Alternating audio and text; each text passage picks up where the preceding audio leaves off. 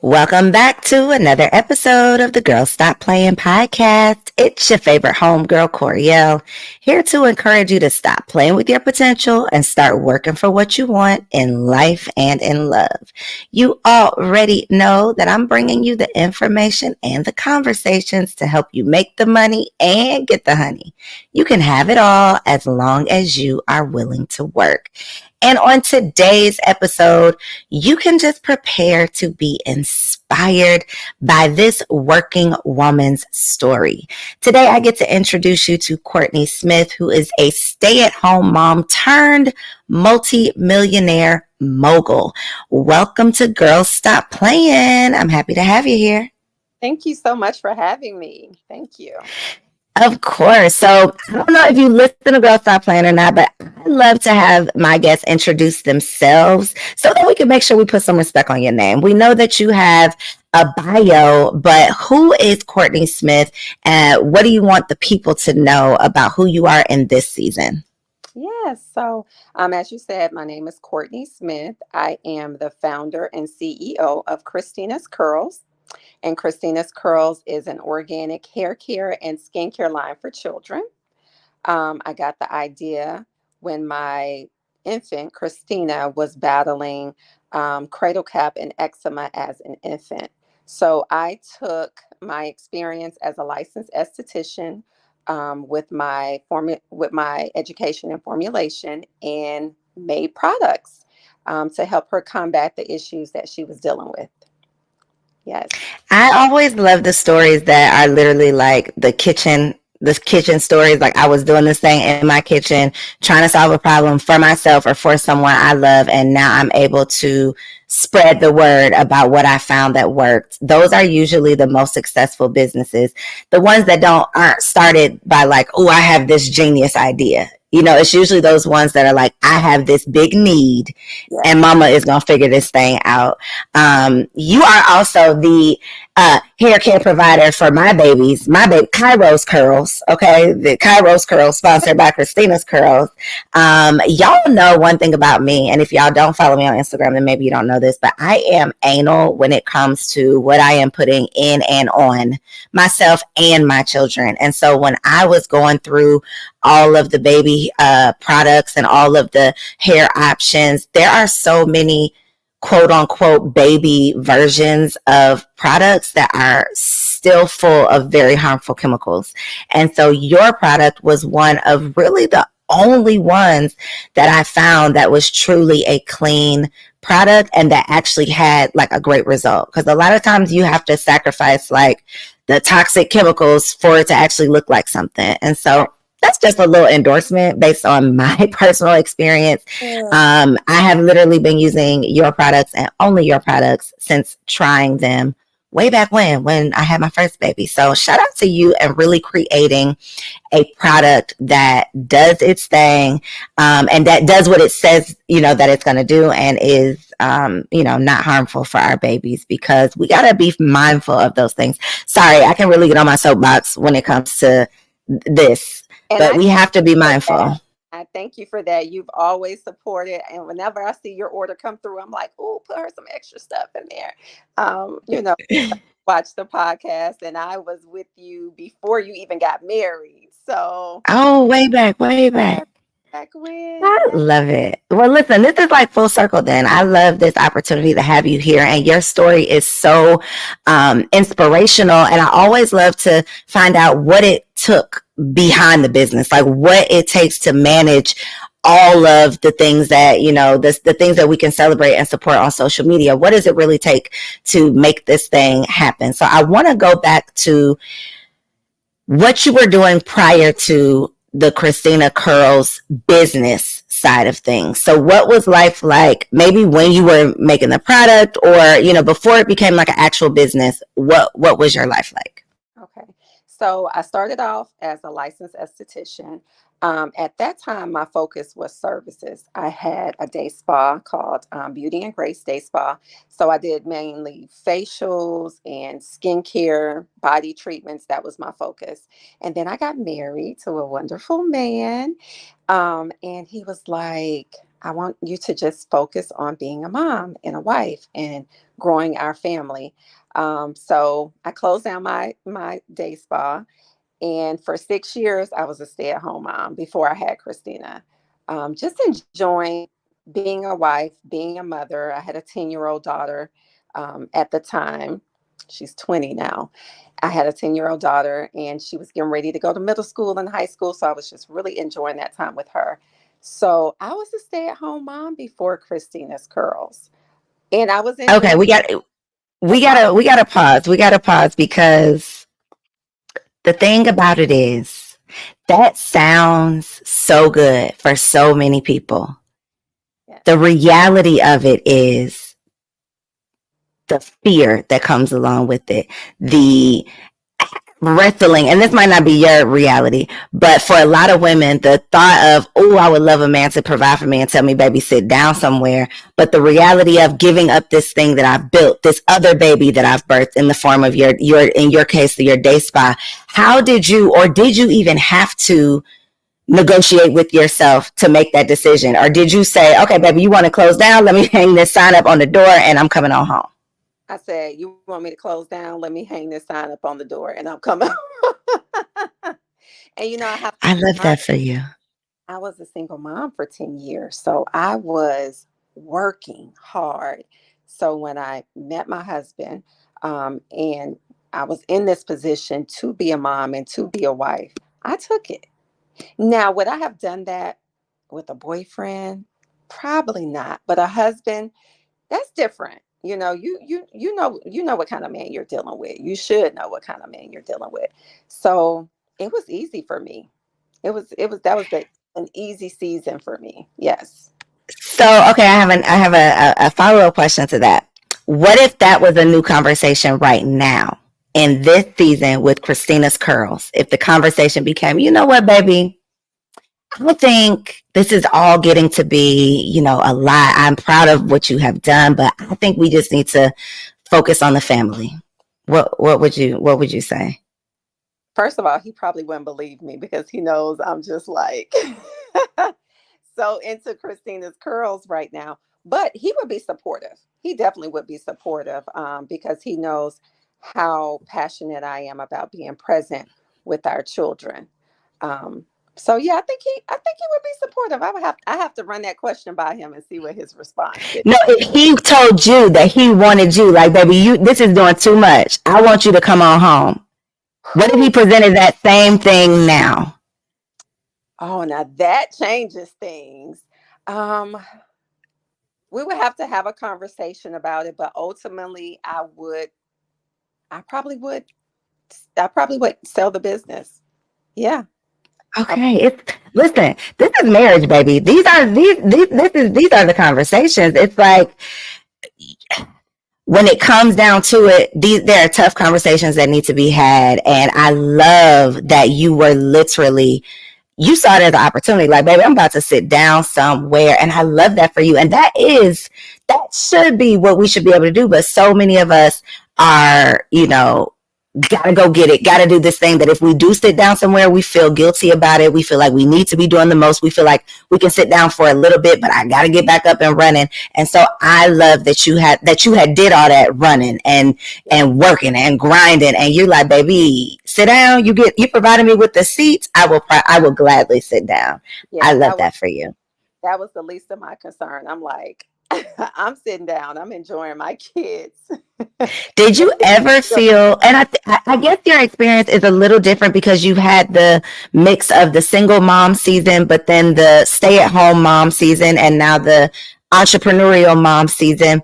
But have you ever in any of those seasons felt like your identity was compromised or getting lost in the titles of mother or wife? No, no, I don't think so. I don't know. I never battled with that. And I met my husband. I'm 41. I'll be 42 this year. So my 20s, I lived. I did everything and, was grinding. So when I met my husband at 30, 31, I was ready for that new season of being a wife and being a mom. So I think that's a big part too. where you are in life. And my husband and I had very real, raw, candid conversations about how we wanted our life to be, how we wanted our family to flow, how we wanted to raise our children. So we were always on the same page.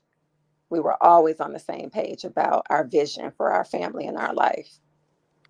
I think that's what makes or what contributes to things being seamless is the communication as the foundation. Because when we hear all these statistics about the reasons why, marriages fail or why couples end up in divorce, whatever those reasons are, whether it's finance, infidelity, yada, yada, yada, the foundation of all of that is communication. So if we can figure out how to communicate about these tough issues, because there's going to be an issue that could be a tough issue basically every day of the week, especially when you bring in kids and parenting decisions into the conversation.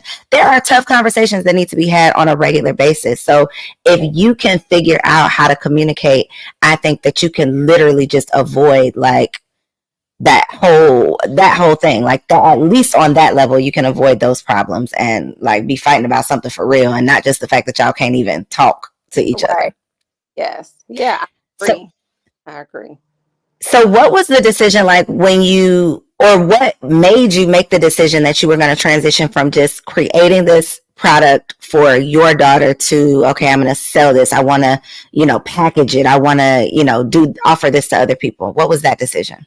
So it didn't start off as a business per se. I was making the products and posting before and after pictures on social media because we were in the middle of COVID. I think we had just shut down like 3 weeks after having her. Um, the whole world shut down. So everybody was on social media. So I was posting before and after pictures. And then I had Facebook friends and people who I didn't know were messaging me and they were like, hey, can you make me some, for my baby? I'll cash app you. So I literally ran the business per se through Cash App for like the first 2 or 3 months until Cash App shut me down. They were like, you got too much money coming through here. You got to make a business account or you got to, do something else. So I still was not really ready to make it a business because, like I said, I was enjoying my season of being a stay at home mom. I had just had Cristina, she was about 2 months old. So it was not my mindset to start a business.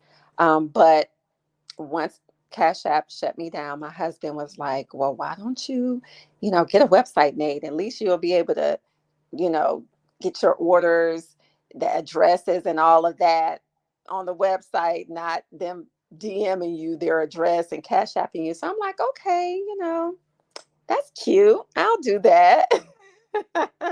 And I got a website made and it just blew up from there. I think one lady posted Christina's curls and it went viral. And that Friday, I think we made like 14 or $15,000 on one day. And after that, it just took off. It took off. Oh, okay. Well, that's the confirmation, baby. That's the confirmation that Yeah. yes, we are headed in the right direction. Now, what is Right. on the other side of that though? What did it take to fulfill? Were you already prepared? Were you hand making these products at the time? Like what was the fulfillment process at that time when the post went viral? It was a lot. I was still hand making them.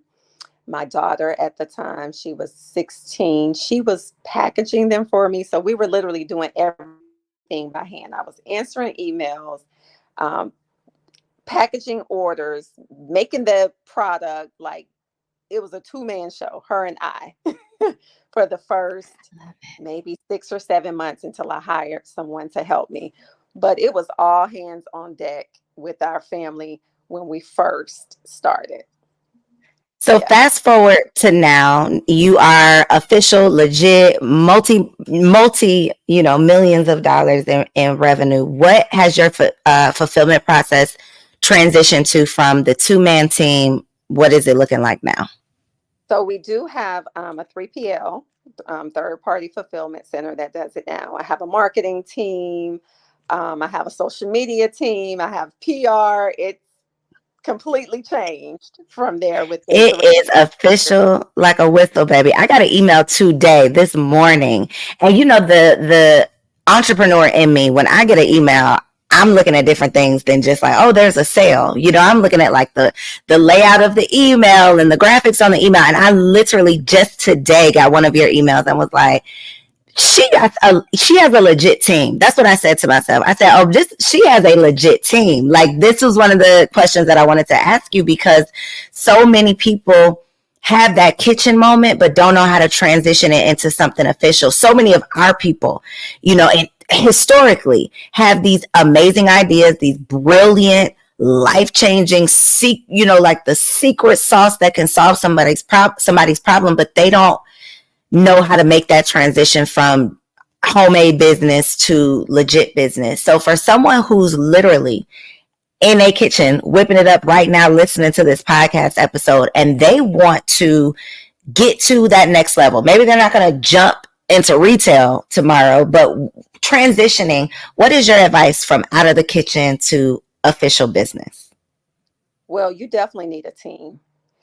Even if it's one person that you bring on, you need someone to be able to delegate tasks to. And I always tell people, they're like, well, do I spend money on marketing? Do I do social media or IG ads? Email marketing is free money. Not free money, but that's your platform. Nobody can, take your IG page down, or they can take your IG page down, but they can't take your email list. So I always tell people to put your money into building your email marketing. That's like number one. That's your list is your list forever. So that's Mm-hmm. one I would definitely tell somebody is to focus on building your email list. I send out emails where I want feedback. How are the products? How is the time with shipping?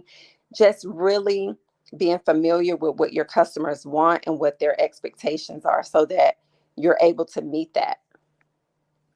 And then when it comes to the team, because especially in a product-based business, yes, you absolutely need a team. If you are hand making anything, or even if you're not hand making, the packaging, the fulfillment process, if you're doing that on your own, you definitely need at least somebody to, hey, you put the label on it. Like you need someone. But when it comes to the management of these people, that's where it can get a little tricky. Now, I know this ain't your first rodeo. Like, you had a day spa, so I'm sure you have had experience, managing people and having to delegate. But for someone who has not had that experience and who does not want to have to learn all of the lessons the hard way, what is your advice when it comes to managing a team, just like working with people in that leadership capacity?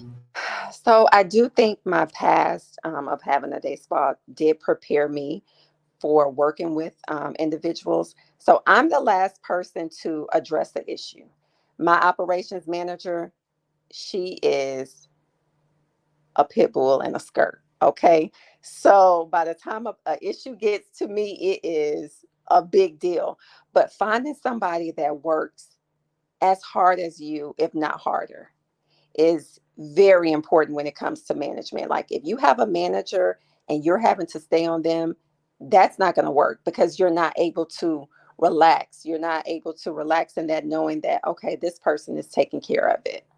So when I hired someone, I was looking for specific characteristics of that person. Are they on time? If their work time is 8 o'clock, are they strolling in here at 8 o'clock, or are they here at 7:50, 7:55? Am I having to remind them that they're supposed to do and know to do on their own? So just make sure whoever you put in charge in that management position is someone that you can 110% depend and lean on. Yeah. So I love that you said, I don't even talk to these people about these things. She gonna handle that. And then if they gotta talk to me, baby, it's a real problem. And I think that knowing your personality type, knowing how you like your conflict resolution style, knowing how you show up and how you need to show up, and if you can't do it, who needs to show up for you.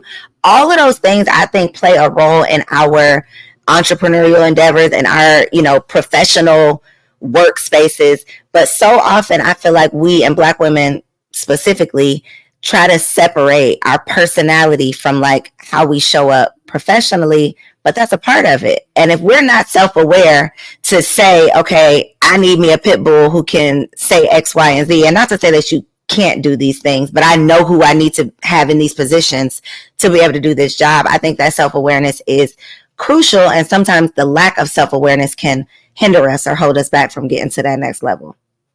Yeah, and see, with me, it wasn't that I didn't want to handle these things, but I would walk through, um, I would walk in the office and not immediately I'm worried about the printer.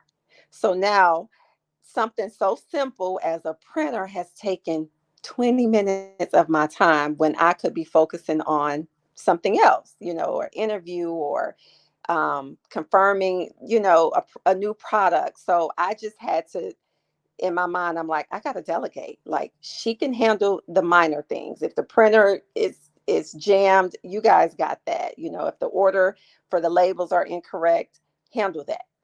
Me, I need to be able to handle the big things. So I have a great team, all women. I love it. Even my marketing team is all women. So it's like girl power. And I think that plays a big Yes. part.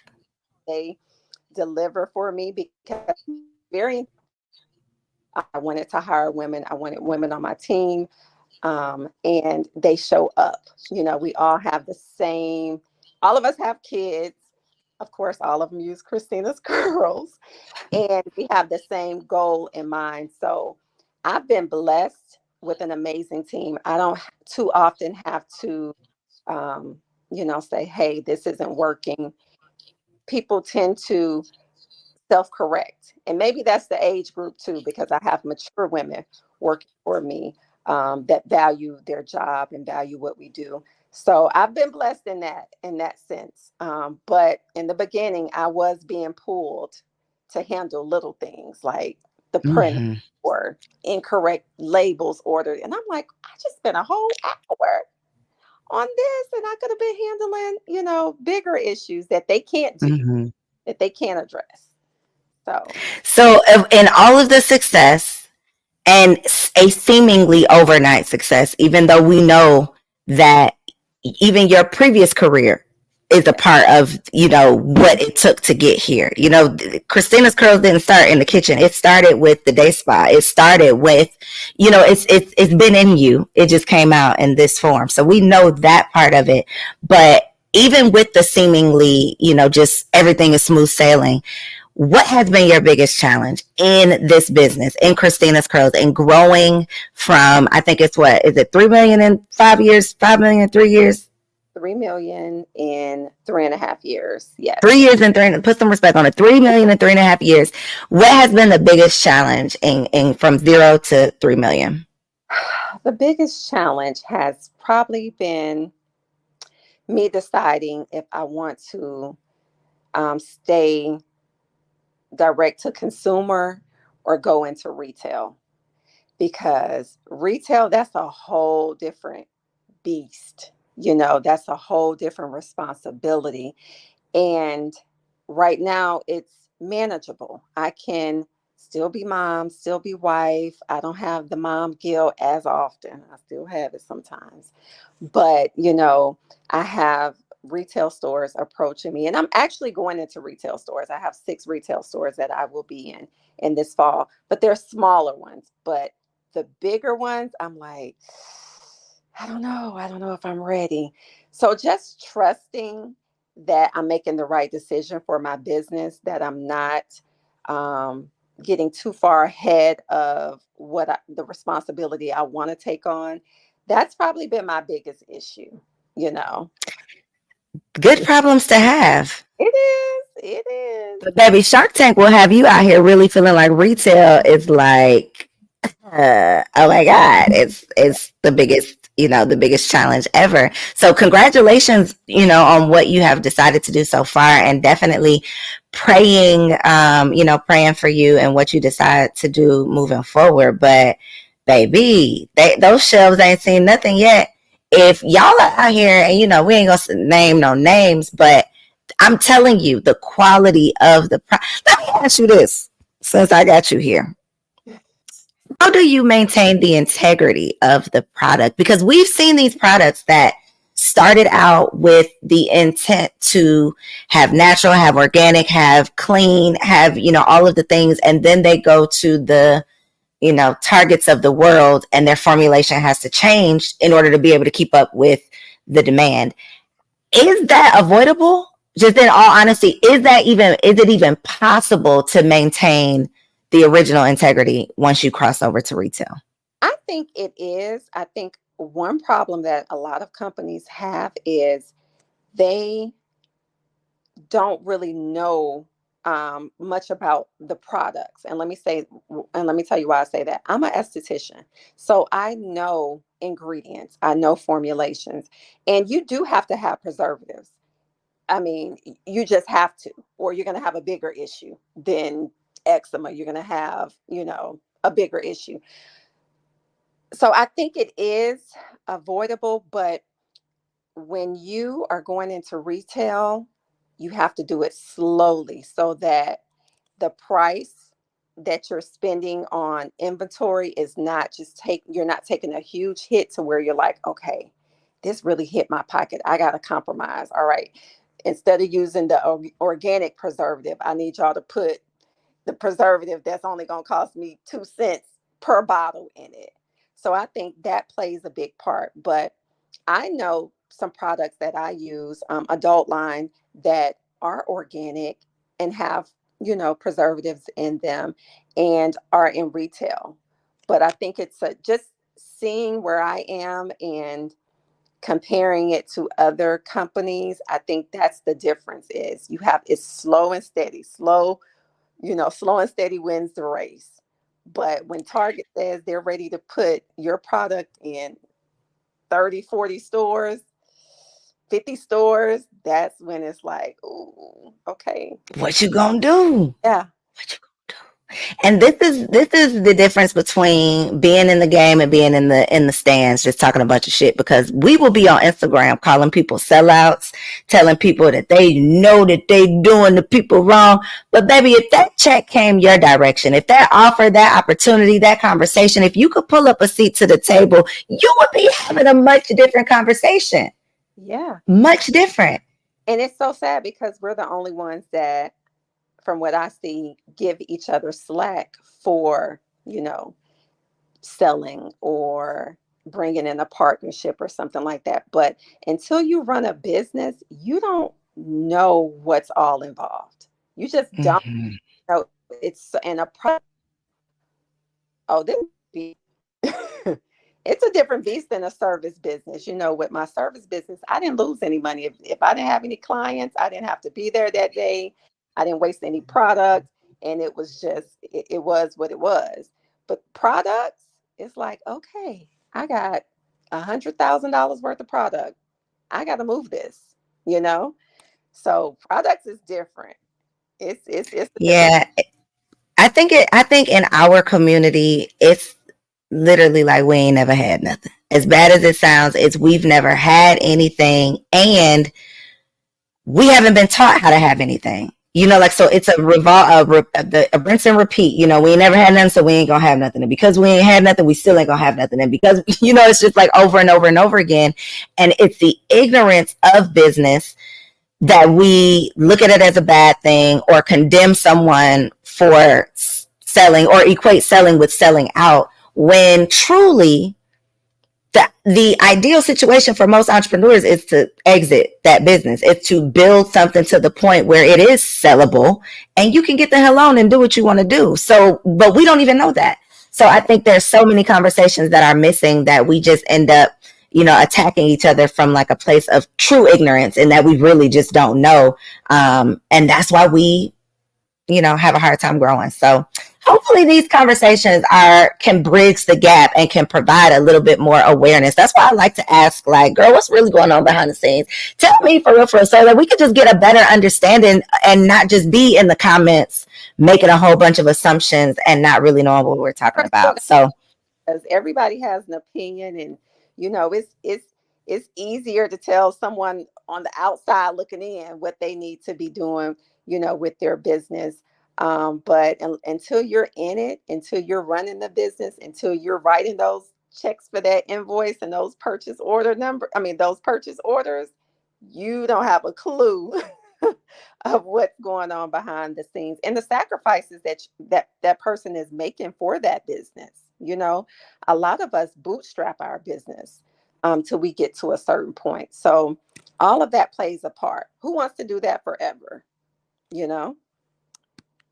Right. There's no growth. The opportunity for generational wealth comes in scaling and sometimes selling. That, what are we doing this for? Not so that the business can leave when you leave. That defeats the purpose. So for a mom listening to this, she might not be a stay-at-home mom, but she's a mom who knows that I feel like we don't talk enough about postpartum, and not postpartum depression, but just like the postpartum period. We don't talk enough about that transition, and that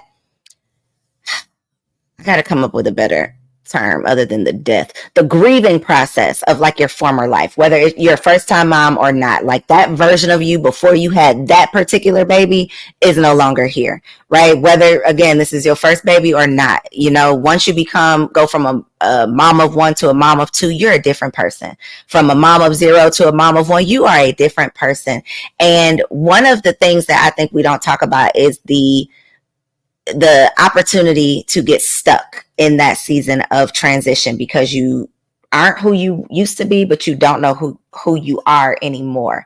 And so a lot of moms listening to this could still be stuck in that space, even if their children are 10 years old, not even just a baby. But when you get lost in the unknowing of who you are, you forget who you are because you're so wrapped up in motherhood. For the mom listening who knows that she's being called to do something, she knows that she has a purpose beyond just parenting, and she needs to stop playing with her potential, what is your advice? What is a word of encouragement that you can leave her with? So the first thing I would say is find out what your passion and your purpose is. Really take some time and say, okay, what do I want to do? What do I enjoy doing? For me, it was skincare and beauty. It always has been, before Christina's Curls. So starting this business came easy to me in that sense, but I did grieve my 6 years of being able to be at home and just focus on the kids. But I always kept in mind that this isn't forever. Cristina isn't going to be a baby forever. Christina's Curls, I'm not going to be in the process of building it forever. So I find comfort and just rest in that season that I'm in, because it's a season. It's not a lifetime. It's going to come, it's going to go, and then you're going to be looking back like, oh, that wasn't so bad, or, oh, I missed that, because I have moments where I miss packaging the orders. I miss waking up and looking at the Shopify and it's like, oh, I got 50 orders today. So I'm really focusing on enjoying the season that I'm in. Yes. That's good. That's good. Sitting in that season. We'd be so ready to get to the next one and then be looking back like, dang, what was I thinking? It's like when you see the posts and the moms are like, looking at their high school picture, not moms, but we the 40s, okay, the older millennials, we looking at the high school picture like, I can't believe I thought I was fat. Like the nerve of me to have been complaining back then. So that's literally what we do year after year. It's like we complaining about now, but we're going to be wishing we could get back here soon. Yes. Yeah, I agree. You just have to rest in that season and know, you know what? I am right where I'm supposed to be right now, and just enjoy it. I love it. Well, listen, the fact that you looking the way you looking, being 40, however old you say you are, that in and of itself is inspiration. That it's never too late to start. It's never, we be counting ourselves out. Listen, let me tell you all the people you're inspiring right now. The single moms who are sick of Kevin Samuels shit, talking about they don't nobody want you and can't nobody. Sis is right here as living proof of all of the things, baby. Not only did he show up, but he showed out. He showed up and said, sis, here is a seat. Please rest yourself Rest yourself in this season. Let me provide you with an opportunity to sit down somewhere. So for just being here as a source of inspiration of what's possible, you don't have to rush it. When the time is right, all of those pieces of the puzzle are going to align themselves to create exactly what God already had lined up anyway. I love it. Yes, absolutely. Yes, I'm So thankful. It's a for the blessing. people who want to try Christina's curls, how can they find you on social media and where can they shop online? Yes, so we are at Christina's Curls, and it's an underscore CRISTINAS CURLS Christina's Curls. We're on Instagram, Facebook, and TikTok, and you can shop with us at Christina'sCurls.com. Check her out. It sounded like a little infomercial, but I promise you, baby, we go way back, okay? Way, way, way back. And I promise her products are legit. Get in where you fit in. You know, we are all about supporting and celebrating Black businesses and especially Black woman owned businesses. So check her out. I'll make sure all of her info is linked down below. Share this episode with a friend. I hope that you are feeling inspired and encouraged to go on after the money and the honey. I love you, and I'll catch you on the next episode. Peace. So if you enjoyed that episode, I'm willing to bet you are absolutely going to get your entire life when you log on to everybodylied.com. Y'all, I just launched my brand new blog, which is for women like me who are stepping into the newness of life, okay? Your girl got engaged, got pregnant, got married, and became a mom all in less than a year, and life came at me fast. As life was life, and I realized that a lot of the things that I had been led to believe were a lie. Survey says that was a lie. And so I am sharing all of my lessons learned and what I have discovered to be the truth, along with some resources on my new blog, everybodylied.com. Come on over if you are a woman who is experiencing the newness of life. I'll see you there.